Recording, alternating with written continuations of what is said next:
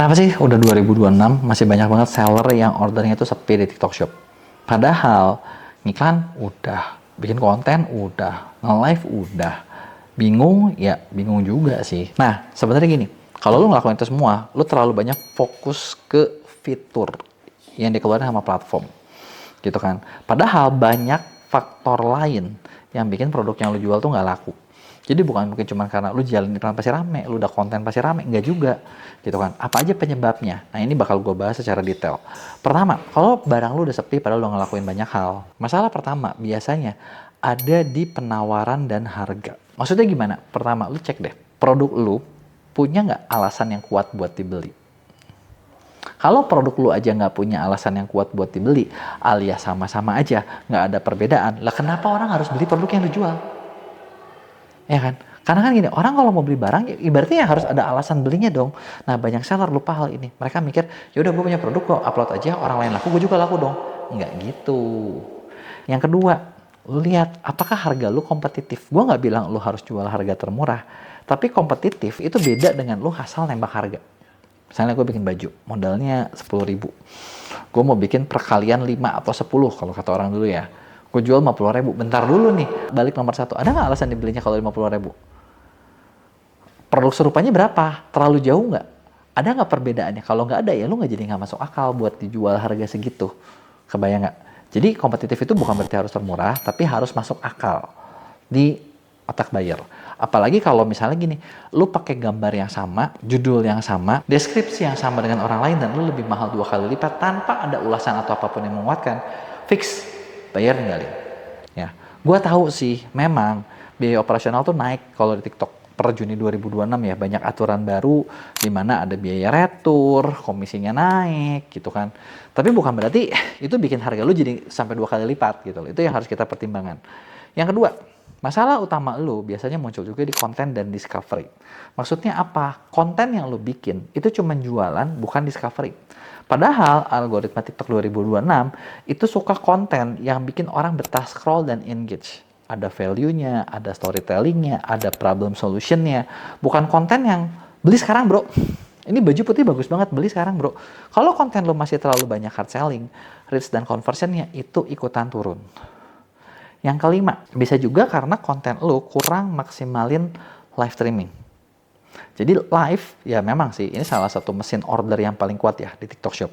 Tapi banyak seller itu cuma live doang tanpa strategi.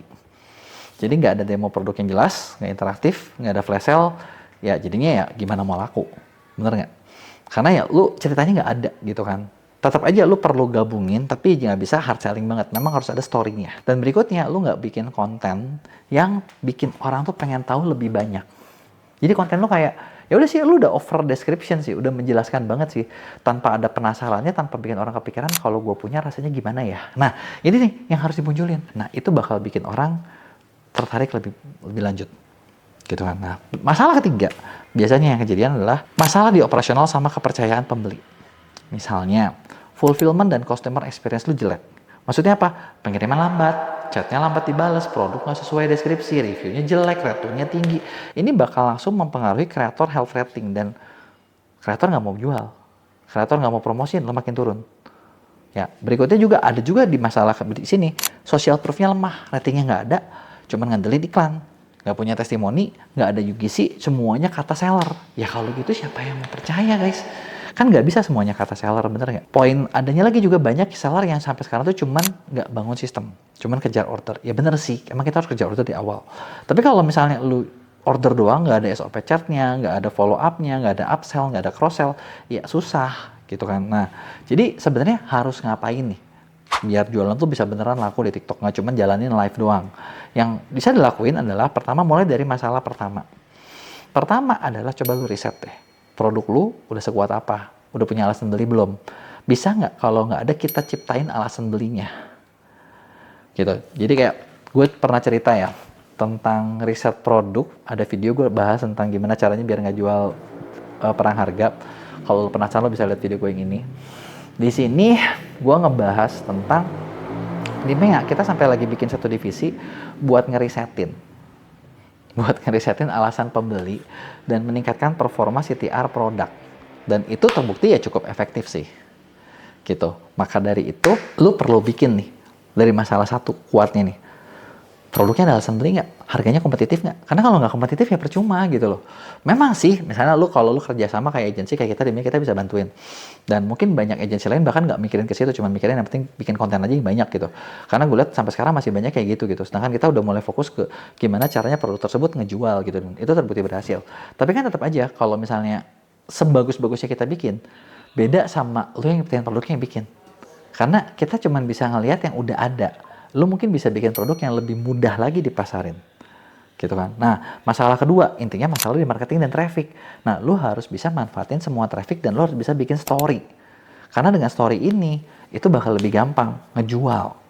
Gitu kan. Kalau misalnya lu bingung tentang marketingnya, ya sebenarnya lu bisa kerja sama kita paling gampang. Kita bisa bikinin banyak hal mulai dari kontennya, affiliate-nya, live-nya, dan lain sebagainya.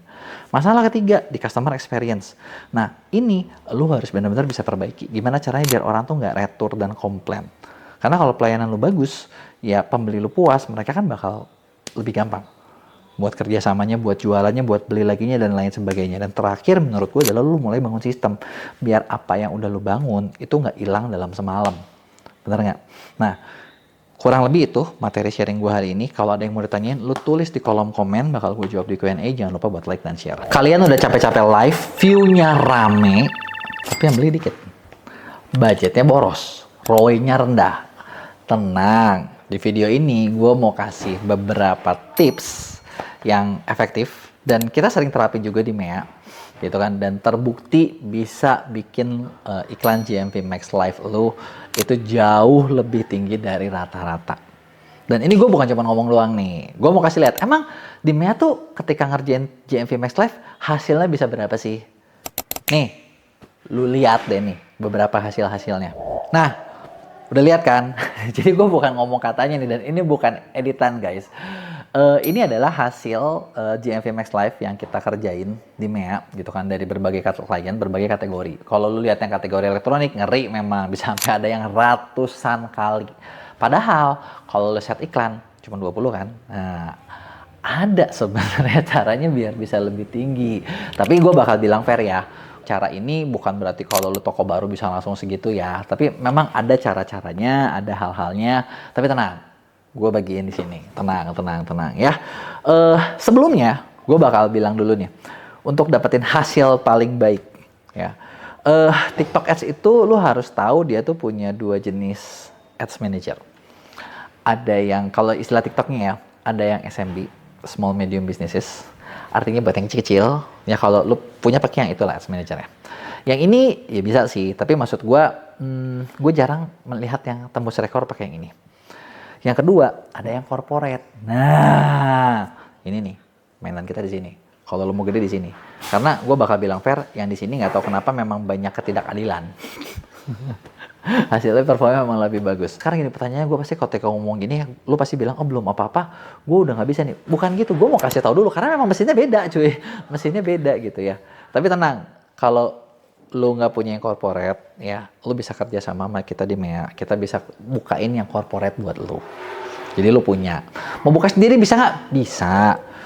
Kalau nggak salah, waktu itu syaratnya itu, lu harus spend dulu kurang lebih 500 juta selama 6 bulan beruntun di SMB, baru lu bisa naik ke corporate, ya. Atau ya udah lu kerja sama kita.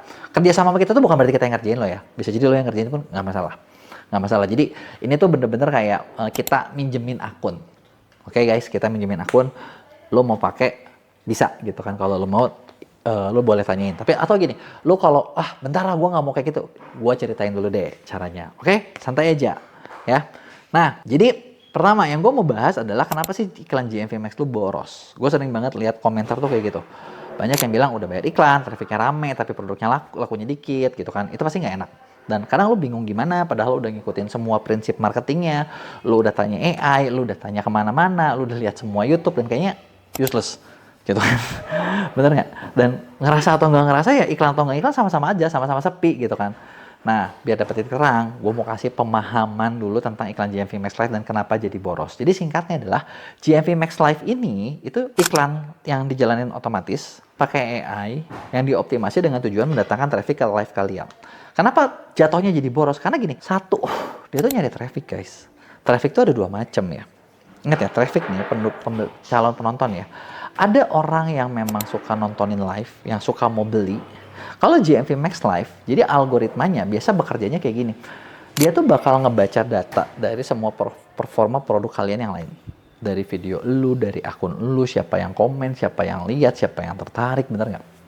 Kemudian dari produk tersebut dia cari nih kira-kira siapa nih bayar idealnya. Oh si ini. Nah ketika mereka lagi nongol, ketika lu live, dia bakal dipanggil buat datang ke live lu. Dia datang, plek orangnya nih nongol, gua nongol, nonton live lu. Nah yang jadi masalah adalah banyak seller terlalu mengandalkan live-nya tanpa ngerti gimana bikin strukturnya yang efektif. Yang jadinya orangnya datang, lu bayar untuk setiap klik tersebut, tapi orang tersebut nggak beli. Gitu. Kenapa gue bisa bilang kayak gitu? Karena gini, gue pernah ngalamin, bukan pernah ngalamin ya, sampai sekarang pun, mungkin gimana ya, spending kita di MC-an Mia, jadi kalau lu nggak tahu ya, Mia tuh punya 2 bisnis, simpelnya. Ada yang ngurusin seller, ada yang ngurusin kreator. Oke?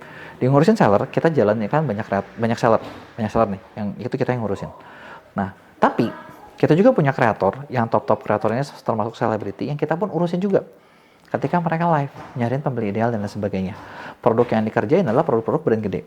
Dan fair ngomong, kalau gue kasih lihat lu yang di awal, itu banyak dari live kreator. Hasil ROAS itu gila banget. Kenapa beda kalau di seller? Apakah seller nggak bisa? Nggak juga sih, seller pun gue nemu kok beberapa yang bagus. Tapi kalah nih di sini, karena ada beberapa poin. Poin pertama, kreator itu live-nya dinantikan sama audiens. Jadi ketika mulai mereka tuh punya penonton dan ditambahin produk, ditambahin iklan, nambahin penonton mereka. Mereka lebih dipercaya, mereka ngomong lebih bisa, lebih meyakinkan, makanya kreator dibeli. Ini beberapa yang temuan gue ya. Yang kedua, seller biasanya pakai admin pakai jam kerja, dan si admin tersebut kadang banyak yang fair ngomong, menurut gue banyaknya nggak profesional banget. Jadi hasilnya adalah ya personal branding yang nggak ada, ya lakunya nggak terlalu laku, seada-adanya. Makanya beberapa kasus gue lihat seller suka kalah dibandingin kreator. Oke? Nah, ketiga, lu harus tahu yang eksekusinya lu apa si kreator, itu beda gitu ya. Kalau beberapa kali gue temuin kreator selalu lebih baik, tapi ini adalah saran gue, kalau lu mau lebih baik, mungkin lu bisa coba kerjasama dengan kreator. Oke?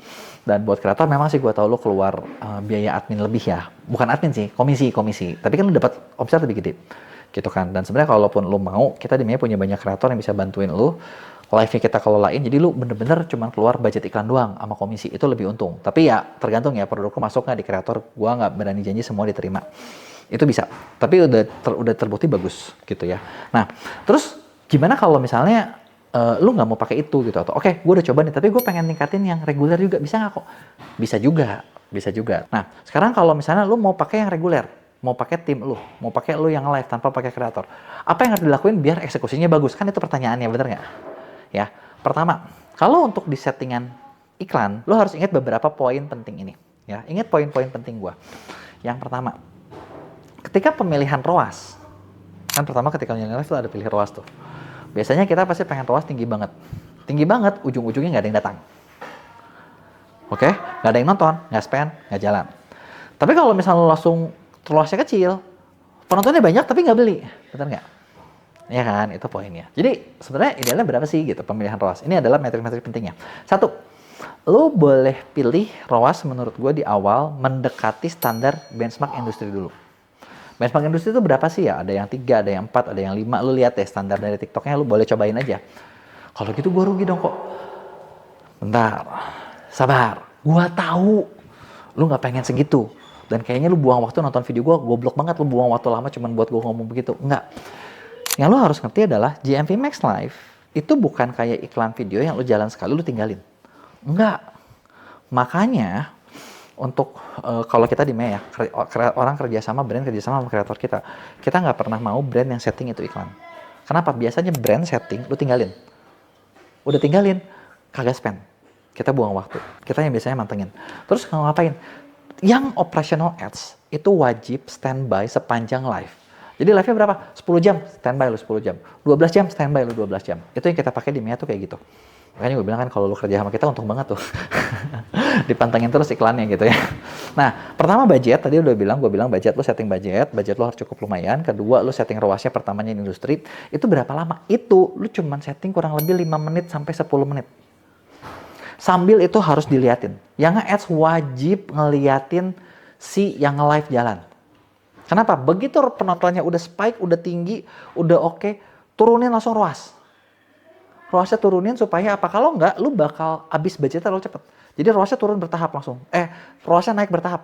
Jadi misalnya dari 5, atau jadi 10, 20, 30, dan seterusnya. Nah, gua tahu nih, yang jadi masalah adalah ketika gua ngomong di atas 20, kalian pasti mikir, kok masalahnya ads manager gua maksimal 20? Iya, karena ads manager lu yang SMB, gua bilang. Kalau yang misalnya corporate gitu ya, lu sekarang tuh limitnya bahkan sampai 100. Tapi nggak bisa langsung 100, 20 dulu 1 bulan, nanti kita whitelist jadi 100. Nah, kepake kan, gue bilang tuh ads manager di awal kan. Makanya gue kasih tau dulu skill rahasianya tuh itu sebenarnya. Ya, jadi naikin terus itu. Jadi budgetnya bisa stabil. Oke? Nah, setelah itu, nah, lu ketika lagi setting iklan juga itu bisa yang ditampilin adalah live to live. Artinya apa yang ada di live room ke FYP atau video to live. Mana yang lebih bagus? Biasanya gue bakal kombinasi. Ada beberapa yang pakai video teaser yang gue jalanin itu video to live, terus udah gitu sebagian live to live. Jadi campaign-nya kayak gitu, strukturnya, gitu kan. Karena kenapa pakai video to live? Karena video tuh kan bisa langsung nembak, gue ada apa nih, gitu kan. Tapi videonya harus bagus, jangan videonya lu ngasal juga, gitu. Karena kan di live mana tau hostnya lagi bengong, lagi muter, lagi ngapain, lagi nggak nongol, rugi banget lah. Jadi jangan sampai hal seperti itu kejadian, gitu kan. Nah, kemudian, yang paling penting adalah di operation live-nya. Operation live-nya nggak bisa dengan lu mengandalkan kayak oke, host ini lu live, lu bawain aja as usual. Nggak bisa. Justru kalau di kita ketika live, satu kreator itu bisa punya tim supportnya 2-3 orang. Nanti ada tim hore-hore, ada yang bacain komen. Terus ada satu yang paling penting, itu floor director. Floor director itu adalah melihat produk mana, rotasinya seperti apa yang punya GPM tertinggi. Ketika misalnya kita mencoba beberapa produk, kan kita bawa misalnya 19 produk. Ada produk tertentu yang GPM-nya bagus, yang traffic-nya bagus, yang penjualannya bagus. Nah, itu harus dianalisa. Produk GPM tinggi, lu hajar paling lama. Dan terus jangan sampai gini, lu lagi ngehajar produk GPM tinggi, terus ada pertanyaan. Dan pertanyaan tersebut mengalihkan lu menanyakan produk yang lain. Lu beralih ke GPM rendah, itu juga salah. Jadi sebenarnya strateginya adalah gini, lu harus tahu momen live lu tuh lagi di atas, lagi di tengah, lagi di bawah. Kalau lagi di atas, lu harus cari yang high revenue. Lagi di tengah, lu boleh kira-kira. Kalau lagi di bawah, lu harus cari yang high traffic. Gitu. Ini istilah-istilah gue agak berat ya. Memang gue tahu nih agak berat. Karena memang ini, maksudnya nggak gampang gitu. Lu harus pantau, lu harus evaluasi gitu kan. Nah, buat ini gitu ya, gue pengen tahu nih, di antara kalian siapa yang penasaran tentang technical live lebih detail, lebih dalam gitu kan. Nah, kalau lu ada yang penasaran lebih jauh, kasih gue di komen, tulis di komen. Pertanyaan apa yang lo mau tahu, gue udah bagiin konsepnya, ya kan. Yang mau tahu detail, kasih tahu di komen. Kalau rame, gue bikinin video khusus tentang itu, gitu kan. Ada pertanyaan yang mana, gue bakal jawab di Q&A. Jangan lupa buat like dan share video ini.